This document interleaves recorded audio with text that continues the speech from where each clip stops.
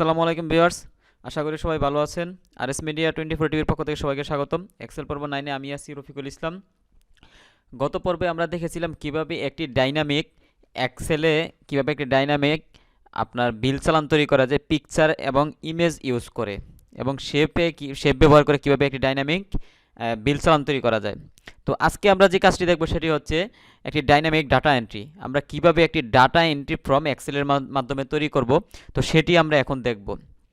তো আপনি যদি আমার চ্যানেলে নতুন হয়ে থাকেন অবশ্যই আমার চ্যানেলটি সাবস্ক্রাইব করে দিবেন। আর যদি আগে থেকে আমার চ্যানেলটি সাবস্ক্রাইব করা থাকে তাহলে আপনাকে অসংখ্য অসংখ্য ধন্যবাদ। তো আমি আমার কাজে চলে যাচ্ছি। তো প্রথমে হচ্ছে আমাকে একটি ডাইনামিক টেবিল তৈরি করতে হবে। তো টেবিল তৈরির কাজটি আমরা আগের যে টিউটোরিয়ালগুলো রয়েছে সেগুলোতে আমরা দেখে ফেলেছি। যদি আপনি দেখে না থাকেন তাহলে পূর্বের টিউটোরিয়ালগুলো দেখে আসবেন। তো প্রথমে হচ্ছে এখানে আমরা একটা ডাটা এন্ট্রি ফ্রম ডাইনামিক একটা ফর্ম তৈরি করে নিই, যে ডাইনামিক ফর্ম আমরা যেটা আগে তৈরি করেছি। তো এখানে হচ্ছে প্রথমে আমি আমার টাইটেল বারটা লিখে নেই।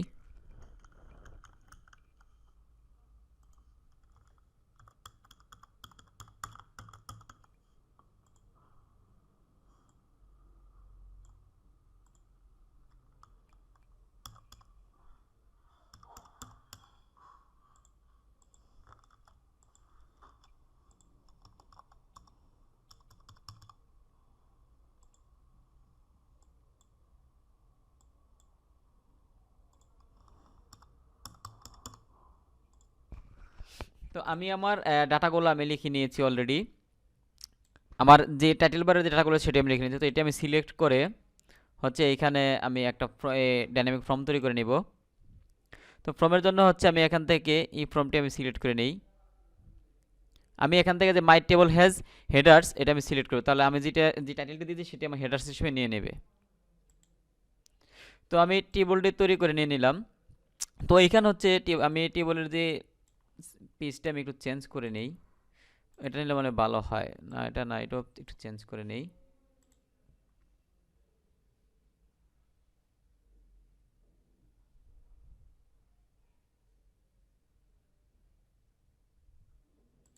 এটা হলে মনে হয় ভালো হয়।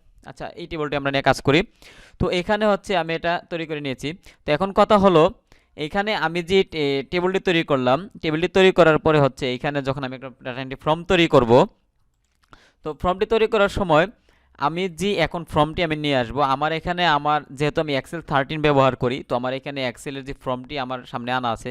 তো যারা এক্সেল 7 ব্যবহার করেন তারা হচ্ছে কিভাবে আপনি আপনার এই ফর্মটি খুঁজে পাবেন।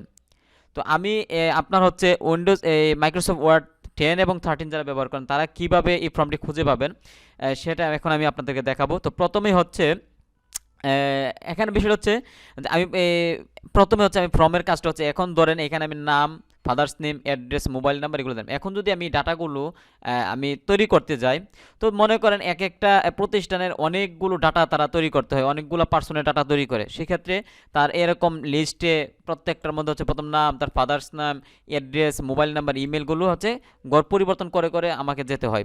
তো এটা যদি আমি এক ক্লিকে একই জায়গা থেকে করতে পারি তাহলে আমার জন্য জিনিসটা খুবই সহজ হয়ে যায়। তো এই জিনিসটা আমরা কিভাবে করব এটা এখন আমি আমার মাইক্রোসফট ওয়ার্ড 13 দেখাবো। প্রথমেই হচ্ছে আপনি এখানে আপনার যে ওয়ার্ড এই মাইক্রোসফট অফিসের যে ফাইল কথাটি লেখা রয়েছে, এক্সেলের যে আপনার কালার রয়েছে, ফাইল কালার, এখানে ক্লিক করবেন। এখানে ক্লিক করে আপনারা দেখবেন এখানে একটা অপশন রয়েছে, ওই যে অপশন, ঠিক আছে, অপশন। অথবা আপনি এইভাবে যেতে পারেন, এইখানে যে হচ্ছে আপনি কিবোর্ডের মাউসের রাইট বাটন ক্লিক করবেন। রাইট বাটন ক্লিক করলে আপনি উপরে দেখেন লেখা আছে, হ্যাঁ, customize the ribbon. Customize the ribbon কথাটা লেখা আছে, এখানে ক্লিক করবেন। এখানে ক্লিক করলে আপনি অটোমেটিক্যালি দেখবেন অনেকগুলো এখানে নতুন একটা উইন্ডো ওপেন হয়েছে। সেই উইন্ডোর আপনি এখানে প্রথমে যে লেখা আছে পপুলার কমান্ডস, সেখানে গিয়ে হচ্ছে আপনার এখান থেকে এই যে commands not in the ribbon এটা সিলেক্ট করে নেবেন। এটা সিলেক্ট করার পরে হচ্ছে আপনি এখান থেকে ড্রাগ করে নিচে চলে যাবেন। নিচে হচ্ছে এখানে এখানে একটা ফর্ম দেখতে পারবেন, ড্রাগ করে নিচে যেয়ে হচ্ছে আপনার ফর্মের একটা আইকন রয়েছে। তো আমি এটা ফালাই দিয়ে গেছি, হয়তো ফর্মের একটা আইকন রয়েছে।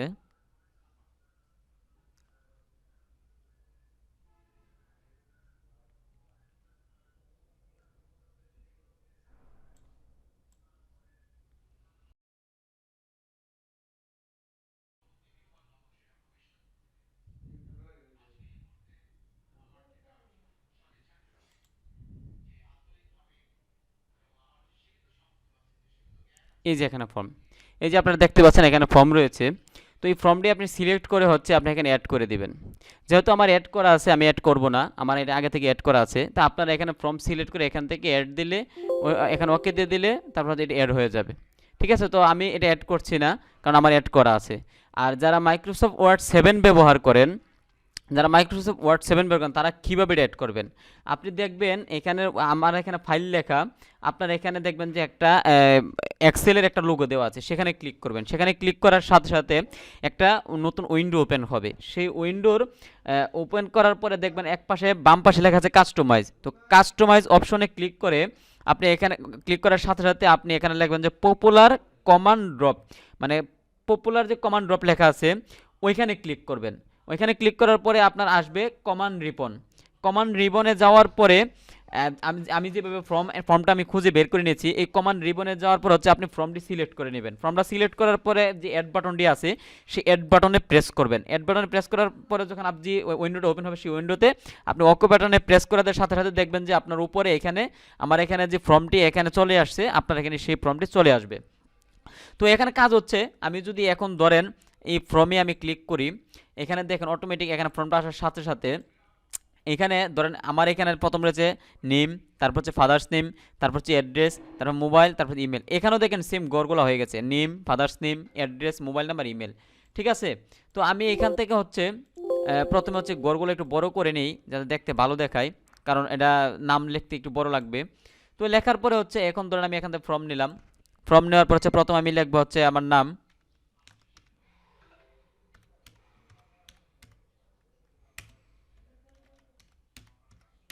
তারপর হচ্ছে এখানে বাবার নাম,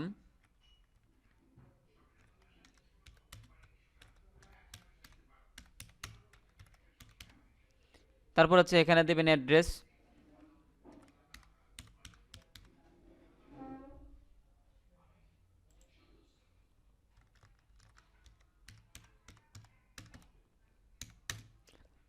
তারপর এখানে দেবেন মোবাইল নাম্বার, তারপরে এখান দেবেন হচ্ছে ইমেল,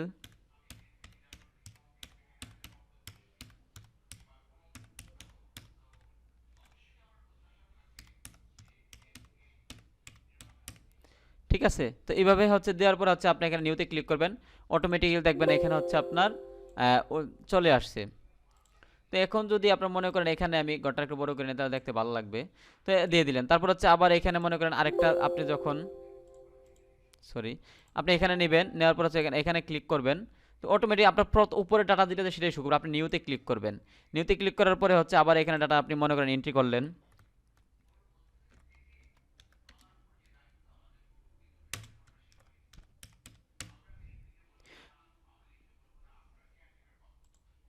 তারপর হচ্ছে এখানে দিবেন বাবার নাম,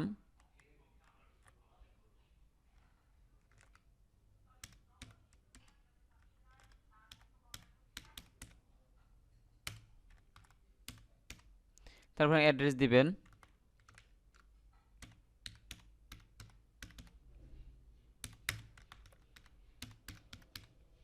মোবাইল নাম্বার,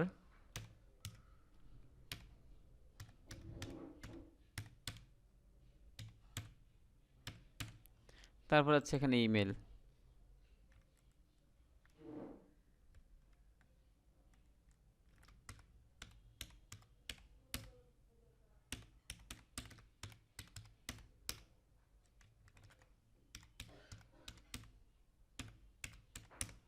তো আমি ফিল আপ করে হচ্ছে আমি যখন আবার নিউতে প্রেস করবো অটোমেটিক এখানে চলে যাবে।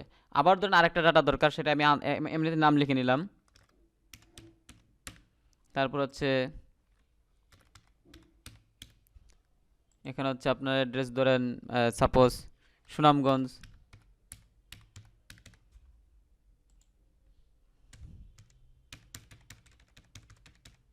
দিয়ে দিলাম। তারপর হচ্ছে এখানে মনে করেন ইমেল,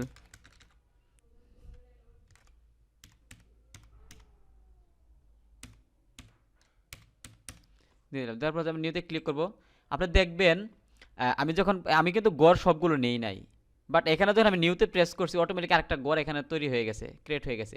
তো এটার কাজ হচ্ছে এই ডাইনামিক ডাটা এন্ট্রি ফর্মের কাজই হচ্ছে এটা। আপনি এরকম একটা টেবিল তৈরি করে নেবেন, নেওয়ার পরে হচ্ছে আপনি এই ঘরটা আমি একটু রেড মার্ক দিয়ে দিই, তাহলে দেখতে আর একটু ভালো দেখাবে। ঠিক আছে, এখন যখন আপনি এখানে নিয়ে হচ্ছে আপনি এরকম নতুন আরেকটা শিট তৈরি করবেন, তো অটোমেটিক্যালি এখন আপনার ফর্মটা বড় হয়ে যাবে। তো এটা হচ্ছে তার সুবিধা। আপনি আবার এখানে ক্লিক করে যেন আপনি ফর্মে ক্লিক করবেন, আপনি এখান থেকে হচ্ছে দেখেন find preview, find next preview, আপনি এগুলো খুঁজে খুঁজে দেখতে পারবেন। এরকম এই যে আপনি খুঁজে খুঁজে দেখতে পারবেন। তারপর হচ্ছে এখান থেকে আপনি মনে করেন যে খুঁজতে পারবেন, এই যে খুঁজে খুঁজে ডাটাগুলো দেখতে পারবেন, দেখে আপনি আবার এখান থেকে ডিলিটও করতে পারবেন। যে একটা ডাটা আপনি ডিলিট করে দিবেন, এখানে ডিলিট করতে পারবেন, ডিলিট করে অটোমেটিক কমে যাবে। তো এই হচ্ছে আজকের ডাটা এন্ট্রির কাজ। তো আপনারা যারা এই ডাটা এন্ট্রি সম্পর্কে ডাটা বিশাল বড় একটা ডাটা তৈরি করতে চান, তারা এইভাবে ডাইনামিক ডাটা এন্ট্রি ফর্ম ব্যবহার করে অতি সহজে অতি স্বল্প সময়ে বড় ধরনের ডাটাগুলো সংগ্রহ করতে পারেন। তো আজকে এই পর্যন্তই। আর নতুন কোনো টিউটোরিয়াল সম্পর্কে যদি আপনারা পেতে চান, তাহলে আমার কমেন্ট বক্সে সেটা জানিয়ে দেবেন, আমি সেই সম্পর্কে আপনাদের টিউটোরিয়াল নিয়ে হাজির হব। ধন্যবাদ সবাইকে, সেই পর্যন্ত সাথেই থাকবেন। সালামু আলাইকুম।